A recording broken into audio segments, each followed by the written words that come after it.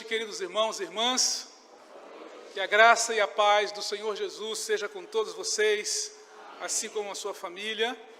E essa saudação, ela é também estendida a todos que nos acompanham pela transmissão, né? Você que está aí na sua casa, onde quer que esteja, que o Espírito de Deus te visite, que o Senhor fale ao seu coração nessa noite e que você alcance a graça de Deus na sua vida, na sua família. Meus amados irmãos e irmãs, como o reverendo bem disse, nós aproveitamos essa oportunidade para, tanto no sábado quanto hoje de manhã, estar ali também em Oceano, né? De manhã com o pastor filho e à noite com o pastor pai, né? Que bênção! E essa igreja também caminha conosco e é nossa parceira no Ministério de Missões, nas orações, e nós temos uma gratidão ao Senhor pela vida de cada um de vocês, e é muito bom estar aqui em Praia Grande, é sempre muito bom. E sem mais delongas, eu quero convidá-los aqui, por favor, abra a sua Bíblia, no livro de Atos dos Apóstolos, capítulo 26.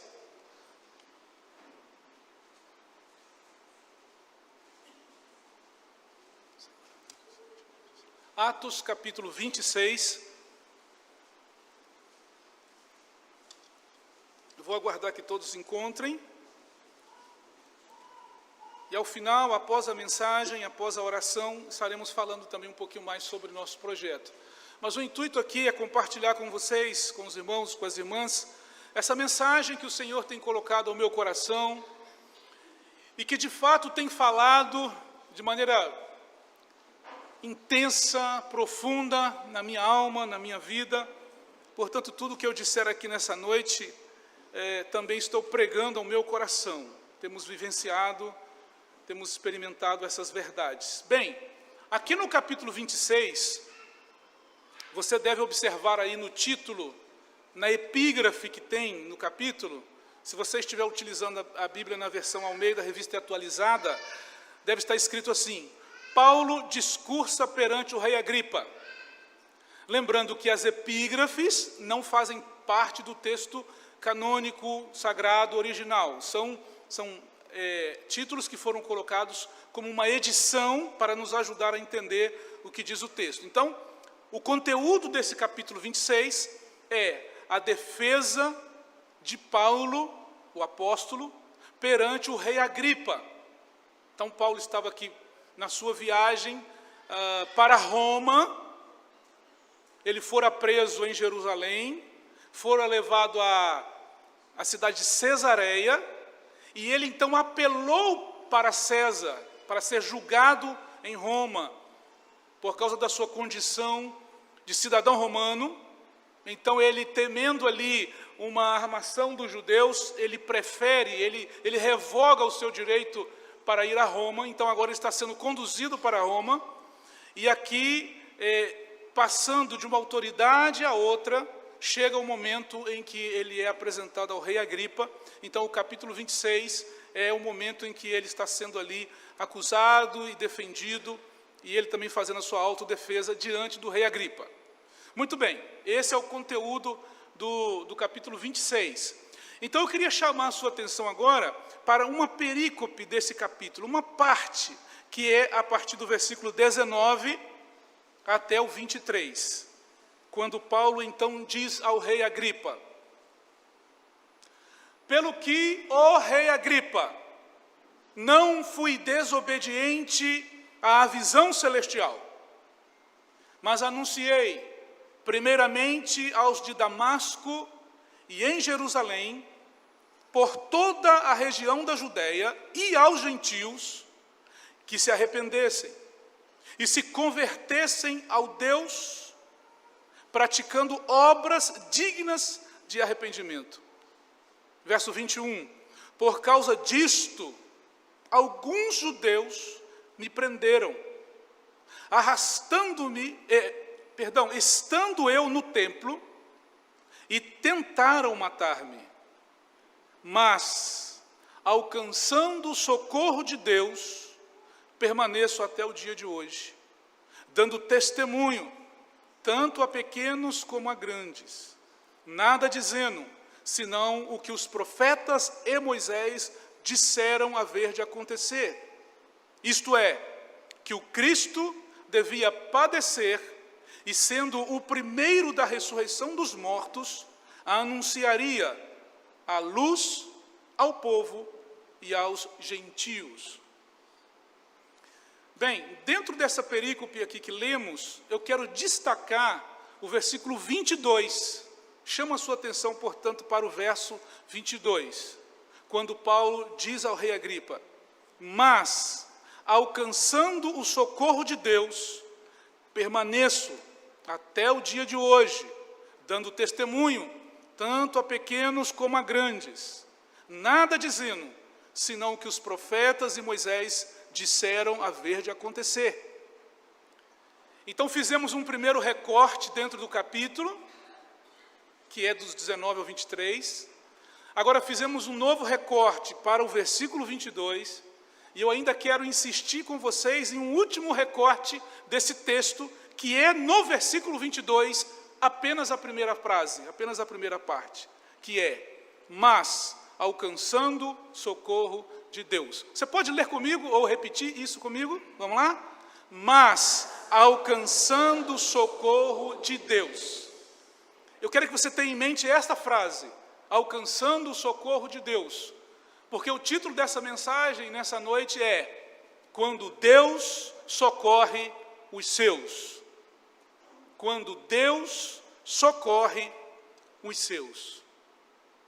Eu gostaria de introduzir, contando para vocês uma experiência particular, pessoal, por isso eu peço então licença para isso, dizer-lhes que em 2004 tive a oportunidade de estar ali na Bolívia, fazendo uma capacitação e também pregando uma série de mensagens em várias cidades da Bolívia, e naquele curso havia vários pastores. Eu era o único brasileiro, mas havia ali argentinos, muitos bolivianos, naturalmente, mas havia também um pastor da Colômbia, e que, dentro da dinâmica do curso, nós ficamos juntos no mesmo grupo, e então estabelecemos uma boa amizade, e em um determinado dia, ele me contou uma experiência que viveu na sua juventude, e eu queria introduzir essa mensagem, então, fazendo referência a essa experiência do nosso amigo pastor colombiano.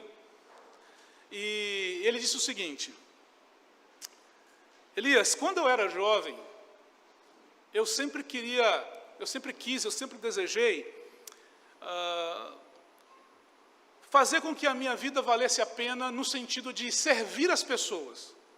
Eu queria ajudar todo mundo, eu queria fazer algum curso, alguma profissão que eu pudesse prestar ajuda, prestar socorro às pessoas, salvar vidas. Então ele decidiu fazer um curso de socorrista. Fazer um curso de socorrista, eu vou poder ir ajudar as pessoas e salvar. E de fato ele se matriculou num curso lá na sua cidade, no país da Colômbia, para ser algo como um bombeiro, né?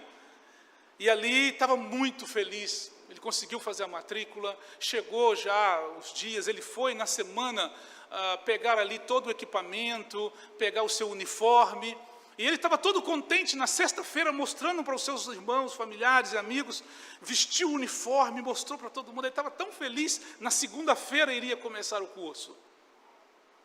De repente, chega um amigo, um colega, começa a conversar, chama para fora, chega um terceiro, e aí vamos ali dar um passeio. E eles saíram, os 3 amigos, para dar um passeio.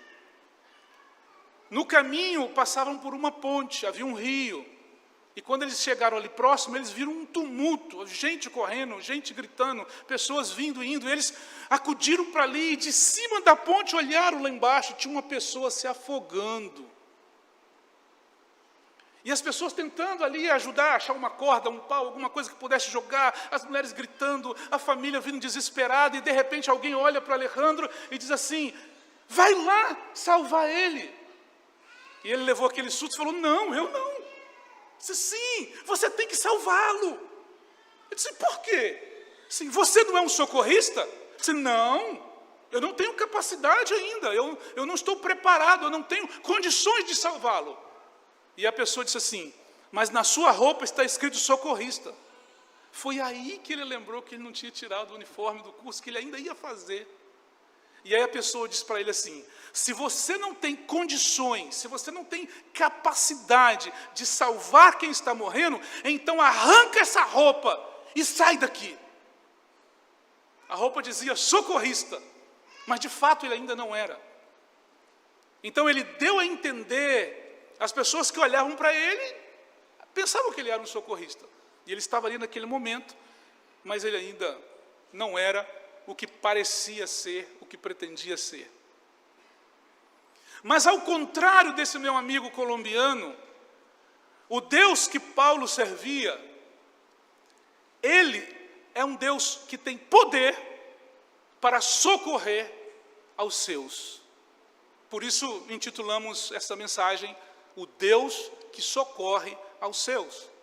E é isso que Paulo está fazendo aqui, ele está dando testemunho diante da autoridade que foi aqui mencionado, o rei Agripa, e ele está dizendo para ele assim: olha, os judeus tentaram matar-me, e aí ele está fazendo uma referência ao capítulo 21, se depois você quiser em casa, de maneira mais detenida e com mais vagar, você pode ler aí no capítulo 21, a partir do versículo 27, toda a narrativa do acontecimento, do que sucedeu ali em Jerusalém, quando ele saindo do templo, depois de haver feito um voto, as pessoas viram ele saindo e acusaram-no de estar infiltrando, introduzindo no templo um gentio, um irmão nosso chamado Trófimo, que era de Éfeso, e os judeus ali então acusaram Paulo disso. Isso era um sacrilégio, isso era um pecado na cosmovisão judaica.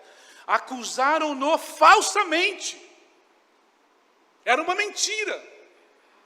Eu não sei se você, assim como eu também, já tive a experiência de ser acusado falsamente por alguma coisa que não aconteceu, ou que não era verdade.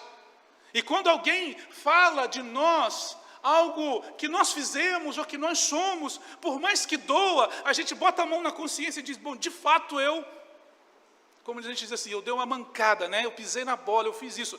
Mas quando falam de nós, algo que não fizemos, ou que nos acusam de ser algo que não somos, isso dói.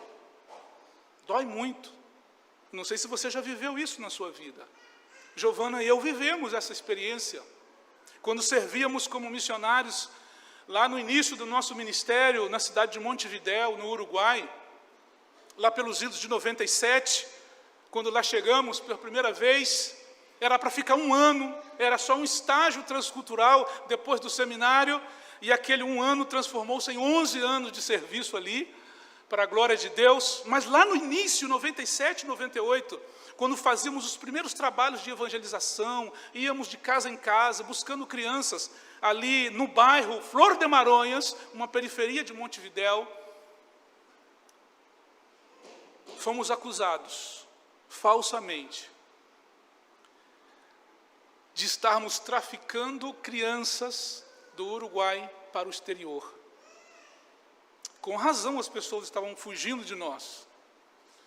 Eles haviam feito uma nota no boletim do bairro, e haviam difundido um alerta para todas as pessoas: cuidado com esse casal de brasileiros que estão procurando crianças aí, falando que vai ensinar algumas coisas, mas eles estão com a intenção de traficar crianças.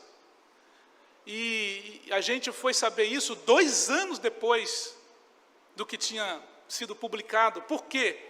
Porque aquela senhora, de nome Suzana, quem fez essa denúncia, quem levantou essa mentira e que escreveu publicamente no boletim, alertando aos vizinhos do bairro que não deixasse as crianças frequentar a nossa casa, que era a igreja que estava sendo plantado, aquela senhora, os seus netos, na soberania de Deus, foram os primeiros a serem alcançados. A primeira família que se rendeu a Cristo foi a família da Teresa e do Ricardo Bassi, que eram filha e genro da dona Suzana. De modo que eles começaram agora em família frequentar a nossa casa, e nós a casa deles. Toda quarta-feira à noite tínhamos estudo bíblico lá. Então nós os conhecemos e nos fizemos conhecidos, e à medida que o tempo foi passando, a amizade foi crescendo, e eles de fato conheceram o trabalho e a nossa índole, quem éramos. Depois de 2 anos, a dona Suzana veio se retratar veio pedir perdão. E naquele mesmo boletim do bairro, ela publicou uma outra nota, se retratando, se desculpando daquelas acusações que ela havia levantado contra nós. E agora, recomendando às famílias do bairro que enviassem as crianças para a igreja, porque os brasileiros estavam fazendo um bom trabalho ali, para a glória do nome do Senhor. Então, se você tem experimentado algum tipo de acusação falsa, algum tipo de perseguição, e às vezes a coisa é muito sutil, uma postagem que você faz nas redes sociais, um comentário que você compartilha, de repente aquilo vai ser mal interpretado, e as pessoas vão colocando e avolumando aquilo, e de repente você está em maus lençóis. Mas eu queria te animar nessa noite dizendo, olha, entrega nas mãos de Deus. Não se preocupe em se defender, porque diz a palavra, o Senhor diz assim, minha é a vingança. Então descansa o seu coração e deixa na mão de Deus, porque Ele socorre os seus. Paulo está dizendo isso aqui para o rei Agripa. E a palavra socorro, ela é muito interessante, porque na sua etimologia, o vocábulo socorro, ele é um derivado regressivo de um verbo no latim, que significa exatamente isso, ir ou vir em auxílio de alguém. Socorro é ajudar, socorro é aliviar, socorro é proteger, socorro é defender. Tudo isso está aí nesse campo semântico da palavra socorro. E é isso que Deus fez ali com Paulo. Só que quando Deus socorre os seus, Ele tem propósitos.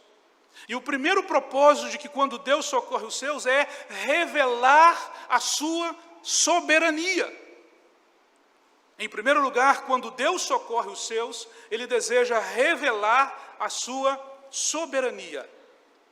E aí, meus queridos irmãos, dentro de todas as muitas definições que nós temos na teologia reformada sobre soberania de Deus, que aliás é uma doutrina muito cara para nós temos aqui a citação de A.W. Pink, que diz, falando da soberania de Deus, dizer que Deus é soberano é declarar que Ele é altíssimo, o qual tudo faz segundo a sua vontade, no exército dos céus e entre os moradores da terra. Não há quem lhe possa deter a sua mão, nem lhe dizer, que fazes? E isso é uma citação direta de Daniel, capítulo 4, versículo 35. Em outras palavras, quando Deus socorre os seus, Ele revela a sua soberania, mostrando que nada e ninguém pode impedir o seu agir, pode frustrar os seus planos. Ele é o Rei e Senhor soberano, que guia, que controla o macro e o micro universo, que rege os caminhos, que conduz os homens para que façam exatamente aquilo que Ele decretou e que é a sua vontade soberana. Nas palavras de Jó, lá no capítulo 42, o patriarca disse, bem sei eu que tudo podes, e nenhum dos seus planos podem ser frustrados. O nome disso é soberania de Deus. Quando Deus socorre os seus, Ele revela a sua soberania. E como definiu bem Pike e tantos outros teólogos, Deus, Ele usa quem Ele quer, seja exércitos dos céus, ou homens e mulheres na terra. E muitas vezes, nós vemos isso inclusive na própria Bíblia, Ele usa não cristãos, Ele usa inimigos do povo de Deus, e Ele chama de meu servo, como fez, por exemplo, com Ciro no passado e tantos outros. No caso de Paulo, Deus o usou aqui nesse momento do contexto histórico, quando ele foi acusado falsamente ali em Jerusalém, no templo, e que as pessoas se avolumaram ali e agitaram a cidade, e levantaram-se todos contra ele, dizendo, mata-o, mata-o, mata-o. Naquele momento, Deus decidiu socorrer o apóstolo Paulo, usando a vida de um ímpio, de um oficial romano, chamado Cláudio Lias, que veio com a sua tropa e arrebatou Paulo daquela confusão, Mas quando Paulo dá testemunho para o rei Agripa, ele não disse que ele alcançou socorro da parte de Roma. Ele não disse que alcançou socorro da parte de um oficial. Ele disse que alcançou socorro de Deus. E o oficial romano fez isso mais de uma vez. Mas tem aqui um outro detalhe da soberania de Deus, e esse sim eu queria que você lesse comigo, no capítulo 23.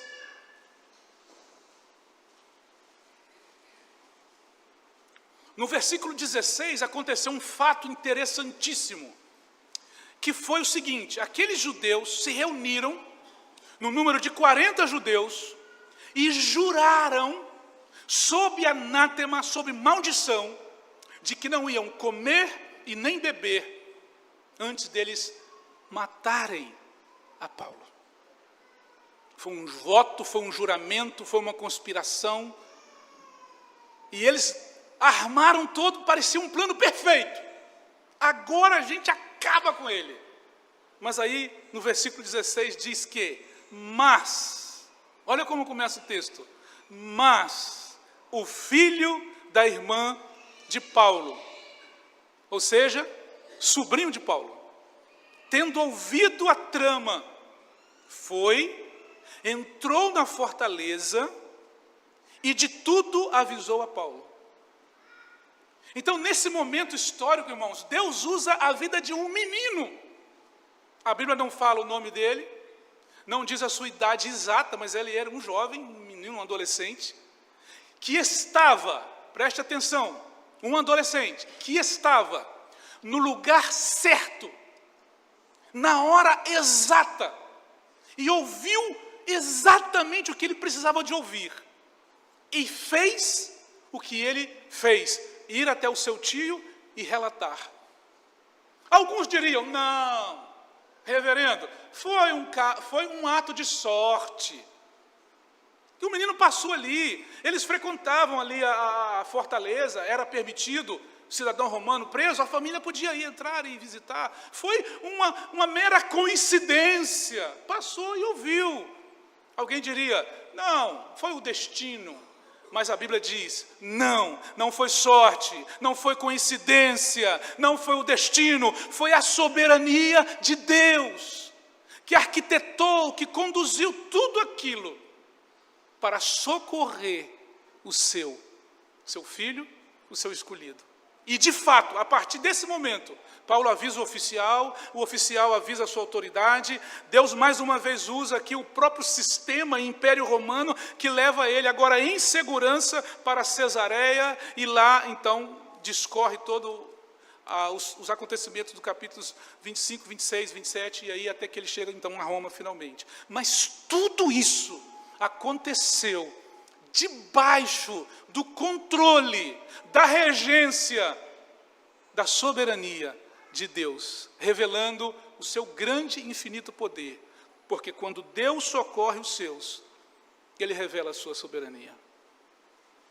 Eu não sei se você tem uma experiência assim tão terrível, tão dramática como a de Paulo. Eu não sei se você conhece alguém que está numa situação crítica. Eu não sei se você conhece algum amigo, algum vizinho, algum familiar que está enfrentando uma crise no seu casamento e que precisa urgentemente de uma intervenção divina, de um milagre, de um socorro de Deus. Talvez, quem sabe, você mesma, está experimentando uma situação que você diz assim: não tem jeito, não tem saída, vamos sucumbir e a coisa vai dar ruim, eu preciso de um socorro de Deus. Pois bem, eu estou aqui nessa noite para dizer a vocês, irmãos e irmãs, que estão no templo, e você que nos acompanha pela internet, clame a Deus e peça a Ele socorro, porque Deus socorre os seus. O mundo diz um ditado, pelo menos lá em Minas Gerais, não sei aqui em São Paulo, mas as pessoas dizem assim: olha, Deus tarda, mas não falha. Já ouviu isso? Pois bem, é mentira. A Bíblia diz que Deus nem tarda e nem falha. O salmista escreveu dizendo: Deus é o nosso refúgio e fortaleza, socorro, que, irmãos, bem presente na hora da angústia. Portanto, meu irmão, clame pelo socorro de Deus. Minha irmã, clame pelo socorro de Deus, seja qual for a situação que você estiver vivendo. Confie que Deus é suficientemente poderoso para agir na tua vida, para entrar na história da tua vida. E Ele vai usar quem Ele quiser para abençoar a sua vida, para dar vitória para você. Muitas vezes é quem a gente menos imagina. Algumas vezes, algumas ocasiões, Deus usa meios ordinários, outras vezes extraordinários, algumas vezes meios comuns, outras vezes meios incomuns. Ele usa até animais, se Ele quiser fazê-lo, como fez com Elias. Ele usa até mesmo aquele que é nosso inimigo, para nos abençoar, porque Ele revela a sua soberania. Ou aquela pessoa que você nem cogita a possibilidade. Pois bem, quando Deus socorre os seus, Ele revela a sua soberania. Eu queria me demorar um pouquinho mais aqui ainda nesse ponto e compartilhar com vocês uma experiência pessoal. Agora não foi no Uruguai, agora foi lá no país do norte da Ásia, onde servíamos. Giovana e eu fomos pela primeira vez em 2016, depois retornamos em 2018.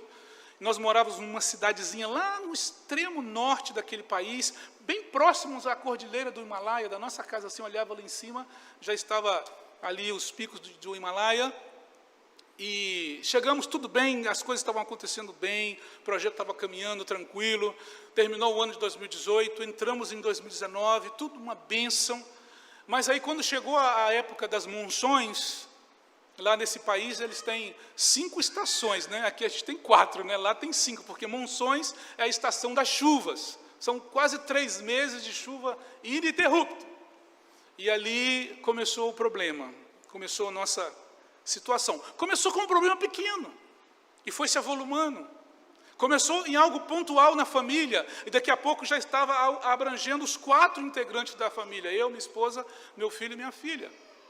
Débora, por exemplo, ela contraiu febre tifoide por causa do contato com as águas ali da rua, do chão. Não tem como você não se molhar nas monções naquele país. E ela contraiu essa doença e foi bastante grave. E Giovana também contraiu uma enfermidade crônica. Meu filho também entrou em crise, e a coisa foi se avolumando, foi crescendo, e de maneira tão grande, que também me atingiu a mim, e ali nós estávamos numa situação extremamente difícil. E eu me lembro que nas madrugadas levantávamos para orar, e eu olhava da minha sacada lá em cima os montes do Himalaia, e eu me lembrava do salmista e dizia: eleva os meus olhos para os montes, de onde me virá o socorro? E clamávamos a intervenção de Deus. E à medida que o tempo passava, a situação se agravava, até que cheguei, irmãos, a um extremo que disse: não tem jeito, temos que voltar para o Brasil. Mas nem condições de voltar para o Brasil tínhamos naquele momento. E saíamos para caminhar à noite, e caminhando, orando e chorando, um dia veio ao meu coração de ligar para 3 pessoas aqui no Brasil. E eu dizia assim: alguma delas pode ser que Deus use para nos socorrer. O primeiro, um amigo de Belo Horizonte, falou assim: Elias, eu estou saindo de uma cirurgia agora, foi grave, eu estou em recuperação. E eu falei: bom, não vai ter como me ajudar agora. O segundo, liguei, que morava numa determinada cidade, nós o conhecíamos, já havíamos ido à sua igreja, tínhamos um bom relacionamento. Ele disse: eu não estou mais aí, fui para São Paulo, estou morando aqui, a minha vida mudou, e assim. E aquele terceiro da lista, com quem eu tinha menos amizade, com quem eu não tinha intimidade, aquela pessoa que seria o menos provável, estava na lista, e eu liguei para ele. Meus irmãos, escutem isso. Com 2 minutos de conversa, ele disse assim para mim: Elias, ele é um presbítero de uma igreja presbiteriana em Brasília, no Guará 2, e ele disse assim: Elias, pode desligar o telefone, vamos cortar a ligação, eu vou aí. E eu disse para ele assim: não, você não está entendendo, você está achando que eu estou em Minas? Eu não estou em Minas Gerais. Não, eu sei onde você está. Eu vou aí, vou te socorrer, vou chorar com você, vou orar com você, vou te ajudar, você não está sozinho, vou aí. Eu disse assim: mas como? Do outro lado do mundo. Ele disse assim: olha, me dá 3 semanas, Ele tem uma agenda muito intensa, viaja o mundo todo. Ele falou assim, eu quero 3 semanas para me reorganizar a minha agenda, e eu vou aí na sua casa.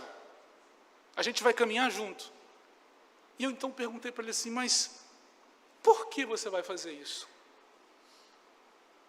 E aquele presbítero lá de Brasília disse assim, porque na hora que você começou a falar comigo no telefone, o Espírito Santo de Deus falou ao meu coração, dizendo, vá lá socorrer o Elias. Meus irmãos, e de fato, em poucos dias o presbítero estava lá.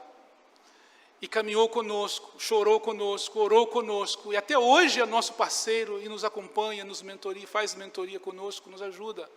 Foi a pessoa que Deus decidiu usar na sua soberania. Ele não mandou um anjo do céu. Ele não fez naquele momento um milagre extraordinário. Ele usou alguém, um servo, que estava disposto, morava lá em Brasília, uma agenda agitada, cheio de compromissos, mas Deus decidiu usá-lo como instrumento para socorrer o seu filho, porque Deus é soberano. Então, meu irmão, se você estiver precisando de um milagre na sua vida, de um socorro de Deus, seja o que for, acredite, creia piamente nessa palavra, porque Deus é soberano, poderoso, e Ele pode socorrer os seus. Não se equivoque disso.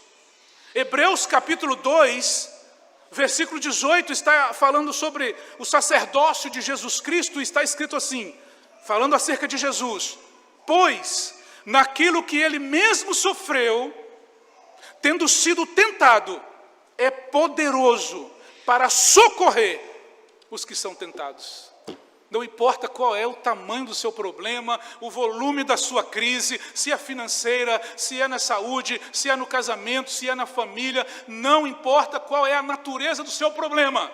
Eu quero apresentar para você um Deus que é todo-poderoso, soberano e que tem prazer em socorrer, em auxiliar, em ajudar, em abençoar os seus escolhidos. Creia na soberania de Deus.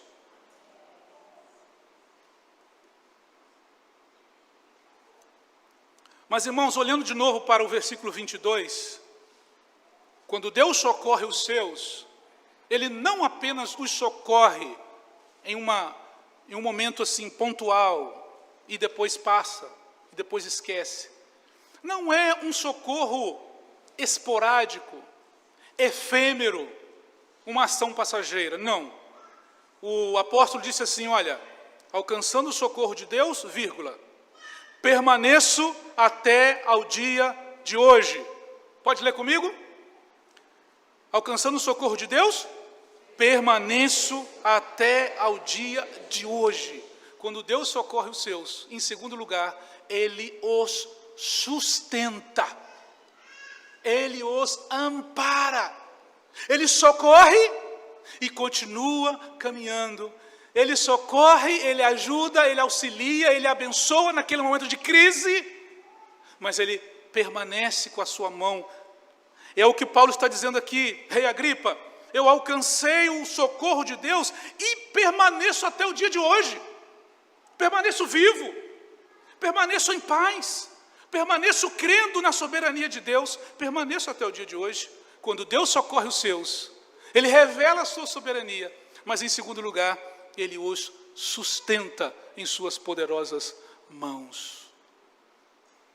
Quem recebe o auxílio de Deus, quem recebe o socorro do Todo-Poderoso, recebe também a garantia, a certeza da sua mão continuamente, fazendo aquela pessoa perdurar, fazendo aquela pessoa permanecer.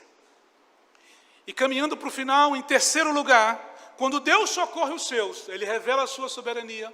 Quando Deus socorre os seus, Ele perdura, Ele sustenta aquela pessoa, mas também Ele usa aquele seu servo, aquela sua serva, com o fim, com o objetivo, com o propósito de que essa pessoa agora conte o seu testemunho, como Paulo está fazendo aqui, diante da autoridade do rei Agripa.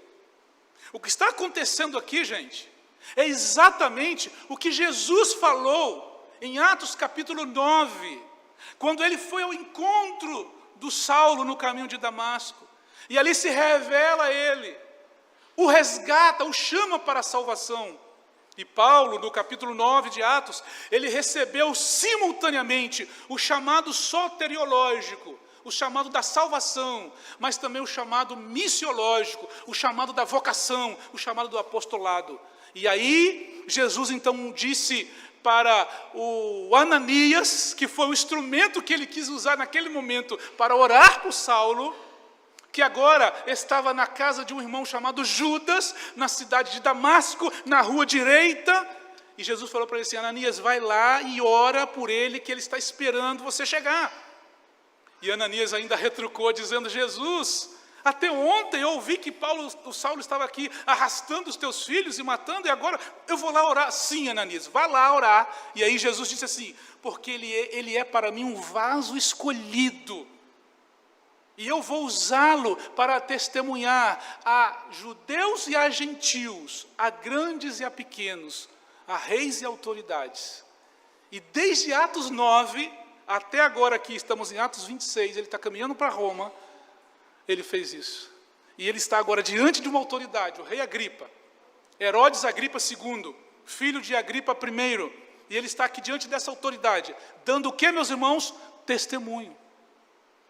Ele está sendo usado por esse Deus soberano agora, para dizer assim: rei Agripa, a história da minha vida é essa. E aí ele começa a contar tudo o que aconteceu, desde Atos 9, o que ele era, o que ele fazia, as intenções, os propósitos, que era tudo contra o povo de Deus e contra o próprio Deus. E isso aqui é um detalhe extremamente interessante, porque quando Jesus se revela a ele ali, no caminho de Damasco, ao meio-dia, o Senhor Jesus se revela com uma luz incandescente, forte, mais forte que o sol ao meio-dia, e ele fala com Saulo. O texto de Atos 9 vai dizer que as pessoas que estavam com ele viram a luz, ouviram a voz, mas não entenderam nada. Jesus falou com ele em língua hebraica. Eles não entenderam, porque Deus tinha um trato com ele, com Saulo. Era a história da vida dele que Jesus estava impactando. E aí Jesus falou assim: Saulo, Saulo, por que me persegues? Por que me persegues? Jesus não disse: por que você está perseguindo os meus? Por que você está perseguindo os cristãos? Não, Jesus disse: porque você me persegue. Sabe por quê? Porque Jesus se identifica com o sofrimento do seu povo. Jesus se identifica com a história da sua vida. Mexer com você, irmão, mexer com você, irmã, é mexer com o próprio Deus.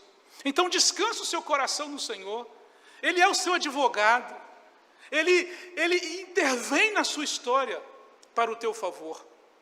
Mas ele tem um propósito. Ele quer usar a sua vida para dar testemunho a grandes e a pequenos. E o testemunho de Paulo, meus irmãos, é muito interessante. Ele é um testemunho, a partir do versículo 22, alcançando o socorro de Deus, permanece até o dia de hoje, dando testemunho. Como era o testemunho de Paulo? Primeiro, era um testemunho abrangente, porque ele disse assim: tanto a pequenos como a grandes. Era um testemunho abrangente. Quem parasse na frente de Paulo, ele pregava de Jesus. Ele dava o seu testemunho. Mas essa pregação dele aqui, note, não era uma pregação cheia de retórica, usando argumentos da oratória. Não era como um orador, como tanto havia ali na Grécia e no Império Romano. Não, não era isso. Era uma conversa, era um testemunho. O que Paulo fazia era dizer, relatar com as suas palavras, como era a sua vida antes do encontro com Jesus lá em Damasco. O que Jesus fez na vida dele, o que Jesus representava para ele. Então ele contava isso. E assim, um testemunho abrangente, a pequenos e a grandes. Mas em segundo lugar, o testemunho de Paulo, ele era um testemunho, meus irmãos, bibliocêntrico. Ou seja, centrado nas Escrituras. Porque o texto diz assim: nada dizendo senão o que os profetas e Moisés disseram haver de acontecer. No seu testemunho, Paulo não contava as suas ideias, as suas filosofias, os seus conhecimentos, ele contava acerca de Cristo. Ele falava o que Cristo é, o que Cristo fez, o que Cristo faz. E em terceiro e último lugar, o testemunho de Paulo, além de ser abrangente, além de ser um testemunho bibliocêntrico, era um testemunho que glorificava a Cristo Jesus. O final do versículo diz, isto é, que o Cristo devia padecer, sendo o primeiro da ressurreição dos mortos, e anunciaria a luz ao povo e aos gentios. É a glorificação de Cristo Jesus. Você tem dado testemunho assim?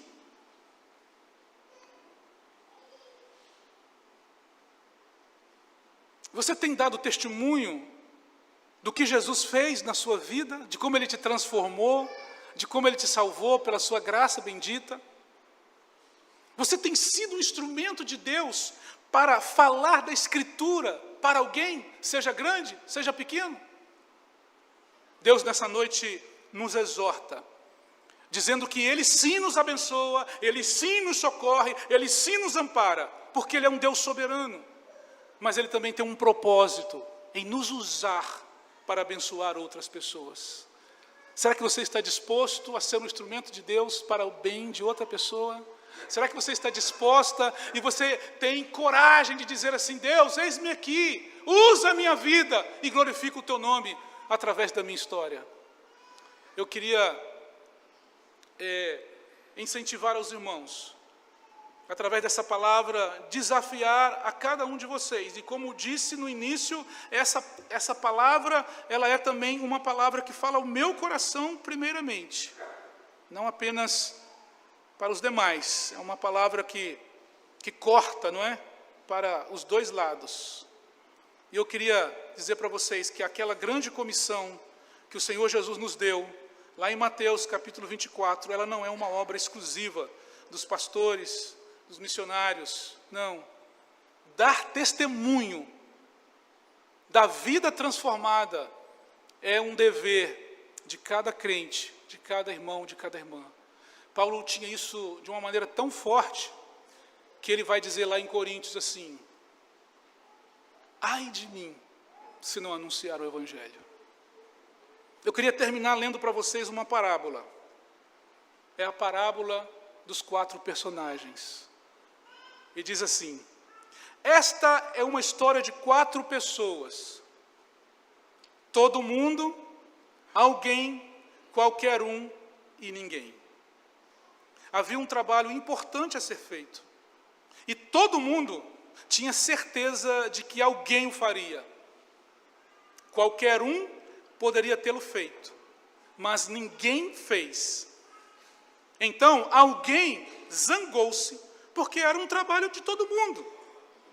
Todo mundo, por sua vez, pensou que qualquer um poderia fazê-lo, mas ninguém imaginou que todo mundo deixasse de fazê-lo. E, ao final, todo mundo culpou alguém, quando ninguém fez o que qualquer um poderia ter feito.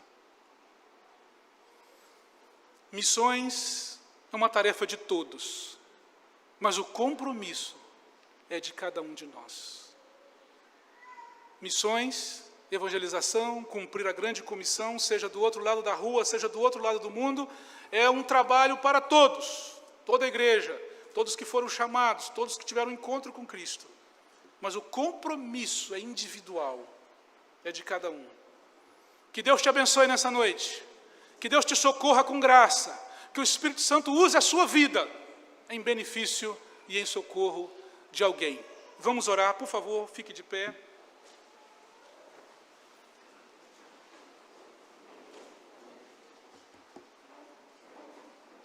Querido Deus, soberano e eterno, louvado e exaltado seja o teu nome santo, Senhor.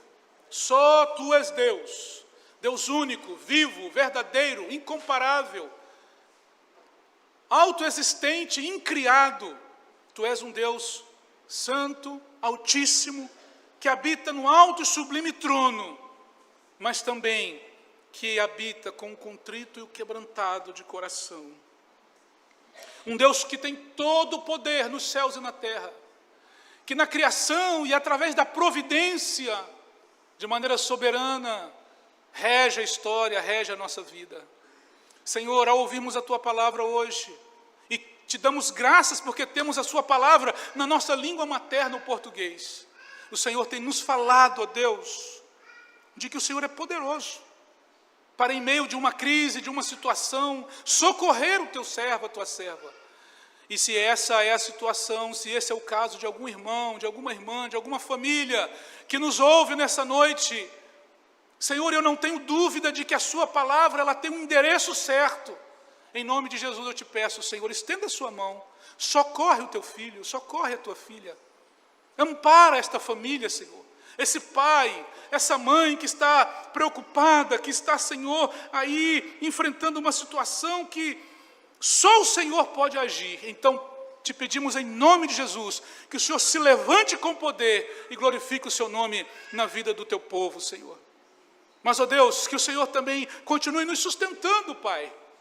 Porque como o Senhor disse lá em São João, eu sou a videira, vós sois os ramos, aquele que permanece em mim e eu permaneço nele, esse dá muito fruto, porque sem mim nada podeis fazer. Jesus, de fato, sem o Senhor nós não podemos fazer nada. Por isso, permaneça conosco, Senhor. E, ó Deus, nos use para a Tua glória. Usa nossas vidas, Senhor, apesar da nossa limitação. Usa-nos, a despeito, Senhor, de nossa natureza pecadora. Usa-nos para a glória do Seu nome, ó Cristo. Usa-nos para testificar do Senhor.